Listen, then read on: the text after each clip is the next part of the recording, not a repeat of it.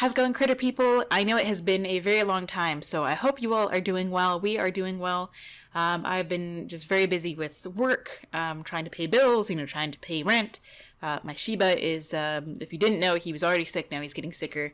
He is in stage 3, I believe, of renal failure, kidney disease. So he's not feeling too good, but I'm trying to do everything I can to keep him comfortable and happy. He still has, some good days. He has a few bad days, bad mornings that are kind of rough for him, but he's hanging in there, and I'm doing everything I can to, again, keep him happy and comfortable for as long as he wishes to stay on this planet.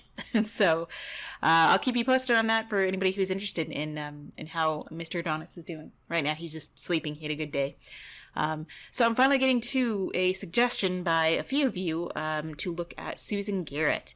And I've looked at a few of her videos, and she's great. I really, really like her as a trainer. So this is one that I have not looked into, but I thought this would be really interesting. Susan Garret's tip for training frantic, I almost read that as frenetic, frantic dogs, stimulus control. So that sounds like a really good subject to look at. So, like with everything, using this under Fair Use Act for education, criticism, just giving my point of view on it. And yeah, I guess if you're excited for that, if you're ready for that, let's get started. Do you have a dog who loves treats? I do. And goes crazy when you want to train them to do something, teach them a new trick, or even ask them to do the tricks they know? They just start throwing all these tricks at you. This sounds very much another. like Adonis in his heyday. When I would teach him, even up until recently, and he's 11 now. He's almost 12. He'll be 12 in a month and a half. But even up until 10 years old, he would get sometimes a little too excited for something I was trying to teach him. So I had to kind of, for us, I just kind of lowered the value of the treat a little bit, and broke things down into smaller steps. But yes, I definitely know a dog like that. It's frustrating, right? Well, what your dog is lacking is something called stimulus control. Meaning, if I ask you to do something, you do it until I give you either a release word or a new cue. With my dog Swagger, I can ask him to sit, stand, back, bow. He can do all sorts of things. Okay, so it sounds like she's talking about like a training behavior. For me, that's great. Like, I think from what I've seen, she does a lot of like showing or competition, I'll say. I think competition with her dog. So, she's going to be very, teach in a very precise way, be really wanting to be very accurate, which is totally fine. Nothing at all wrong with that. For me, I've never been one to have I don't teach the sit as an implied stay or anything, like as soon as I say, good job, you get your treat, you're free to go. Unless I, ask you to stay specifically, or, I can increase the duration of a behavior, but that's just me. But I don't compete or anything like that. So there's a couple differences that you'll probably notice between what I see and what she sees. After another, and he never mixes it up, and he doesn't start until I ask him to start. That's good control. And that's what I want from all my dogs. That's great control of your dog. Just have a frantic dog trying to offer you everything, it really hurts your training. So yeah, no, I can agree with that. All right, so I'm going to take my puppy. So I'd say, and her dog's name is This. This is the name of the dog. I would suggest that, for some dogs, especially if she has a border collie. So for some dogs that are like super excitable, maybe you need a little bit of run time. Maybe you need a little bit of exercise, throwing the ball for, 10 minutes, a little bit of frisbee or a little walk, or, sniffari, something to kind of just get a little bit of that extra energy burnt off so that they can really, physically get that burning off, so they're not just shaking, with the excitement, and then you can start to work their brain afterwards. Start working any behavior. The first thing I do is evaluate what does the foundation look like.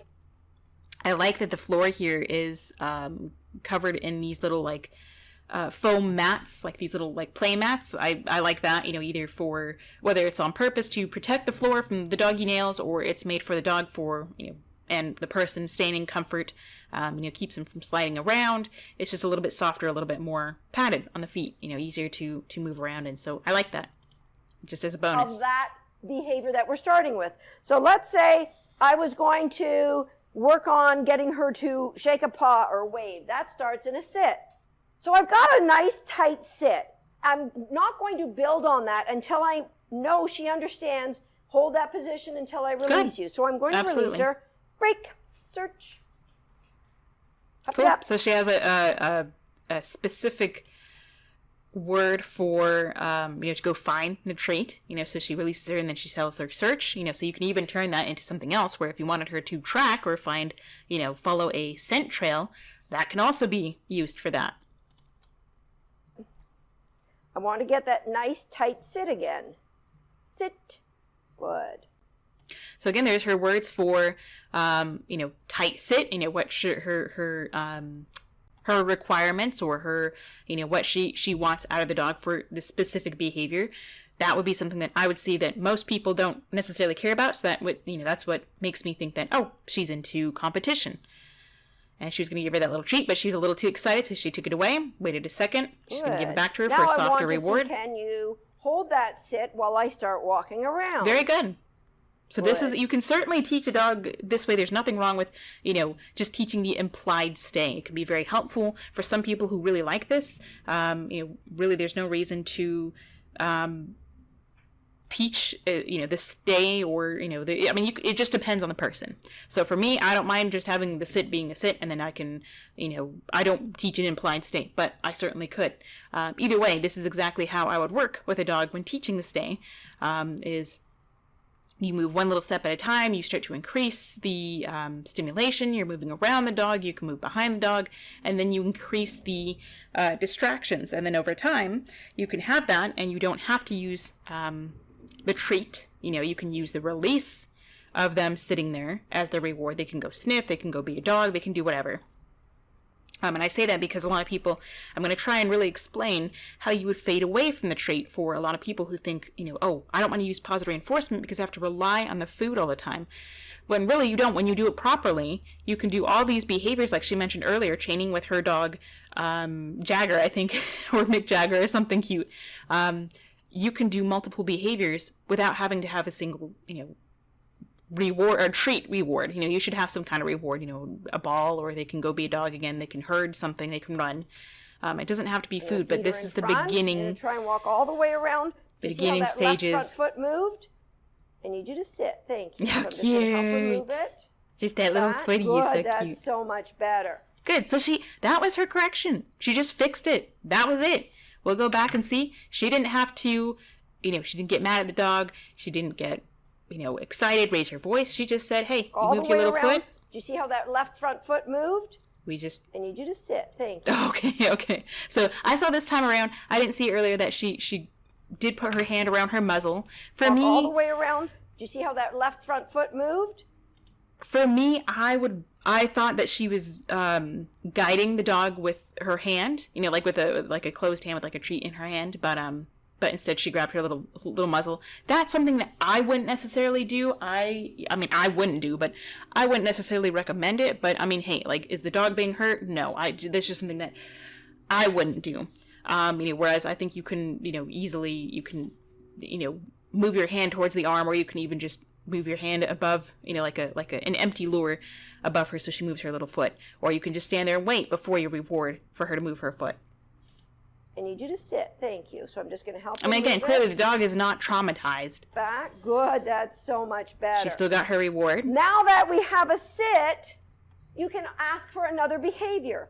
I'll do a shake of paw. So she proved the sit in that instance where she can walk around, did the sit with the implied stay in a proper tight sit, according to her, for, I assume, again, I assume for competition, or she just really wants, a very tight sit.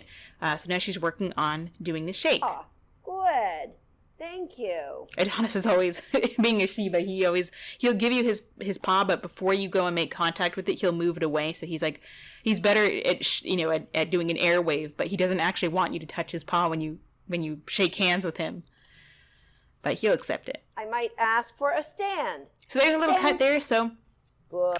I always like to just see cuts. She could have taken a break. Her dog could have heard a noise and ran around and barked at something. And she said, okay, we're just going to reset. I don't know what happened. Just happened to notice that. But she's back here. Stand. Good. Good. So And she uses the back of her hand as a target.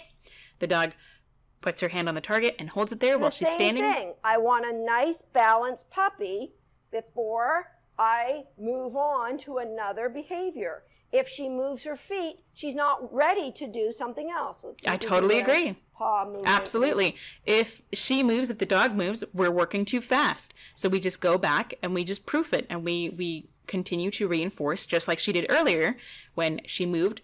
If she was moving behind, and this, the name of the dog, this, looked around behind her and moved her little footy, and so then she says, okay, we gotta reset that, and then we're gonna try walking around you some more. There. So I'm not going to ask for something else because look, we don't have balance. So this is a high rate of reinforcement where you reward very quickly to keep reinforcing this behavior, telling the dog, immediately over and over within quick succession that yes, you're doing it right. She doesn't have to click. She can use a word, but she's just, maybe she's marking and I can't hear it, but she's rewarding the dog with a high rate of reinforcement. Over time, you can slow down the reinforcement, and then over time, you can fade out the reinforcement of food. But you still want to be able to give your dog something, right? Like, our dogs shouldn't work for nothing. So if they're doing something like this, which makes no sense to a dog, you can use the Premax principle. For humans, it would be you eat your vegetables, child, and you get your dessert. Or you do your homework, you get to go out and play. For a dog, we can use the Premack principle once the dog understands what we're asking, that yes, it doesn't make sense to do all this fancy stuff, but when you're done here, you either get a reward or a treat, or you get to go play ball, you get to go chase your friend, and do something that doesn't make sense to me as a human, but it's a dog thing, so. There we go, balance in front. Good. A little wave. Good, and sit. Super. So when you have a dog that offers all the behaviors and they try to roll over and they try to sit pretty and they try to wave and everything at you just when they see a piece of cheese, get stimulus control over one behavior. Try it in your living room, in your bedroom, in your front porch, in your backyard. Absolutely. And then when you have that, then add two behaviors together.